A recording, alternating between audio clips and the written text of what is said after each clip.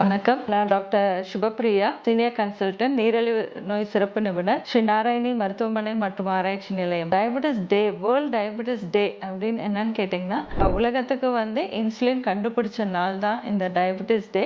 So அவங்கள honour பண்ற விதமா இந்த வேர்ல்ட் டயபெட்டிஸ் டே உலக சுகாதார நிறுவனம் கொண்டாடிட்டு இருக்காங்க. ஸோ ஒவ்வொரு வருஷமும் ஒரு தீம் நம்மளுக்கு கொடுப்பாங்க. ஸோ இந்த 2025 பார்த்தீங்கன்னா டயபெட்டிஸ் அண்ட் வெல்பீயிங். ஸோ நீரிழிவு டயபெட்டிஸ் மிலிட்டஸ் அப்படின்னு பார்த்தீங்கன்னா மெயினாக பார்த்தீங்கன்னா 2 வகை தான் இருக்குது. அதாவது டைப் 1 டயபெட்டிக், டைப் 2 டயபெட்டிக். அதாவது டைப் 1 டயபெட்டிக் குழந்தைகள் சில்ட்ரன்ஸ் வருது தான் type 1 diabetic.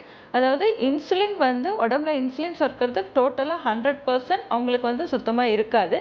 But type 2 diabetes அப்படிங்கிறது ஒரு உடல் பருமன், ஹெரிடிட்டி, அந்த மாதிரி ஒரு ஏஜ் ஆஃப் 30, அபோவ் 30, 40s மேலே வருது தான் type 2 diabetes mellitus. Don't skip breakfast. ஏன் அப்படின்னு கேட்டிங்கன்னா, பிரேக்ஃபாஸ்ட் தான் பவர் ஹவுஸ் ஆஃப் நியூட்ரிஷன். நிறைய பேஷண்ட்ஸ் சொல்கிறது பிரேக்ஃபாஸ்ட் ஸ்கிப் பண்ணிடுறேன், இந்த மாதிரி ஃபுட்டு இந்த மாதிரி கம்மி பண்ண கூட எனக்கு சுகர் ஜாஸ்தியாக இருக்குது அப்படின்னு சொல்கிறீங்க. ஸோ அதுதான் ரொம்ப தப்பு. அதாவது ஸ்கிப் பண்ணுறதுனால என்ன ஆகும் அப்படின்னு கேட்டிங்கன்னா, அந்த நெக்ஸ்ட்டு வர லஞ்சில் ஓவர் ஈட்டிங் ஆகிடுது.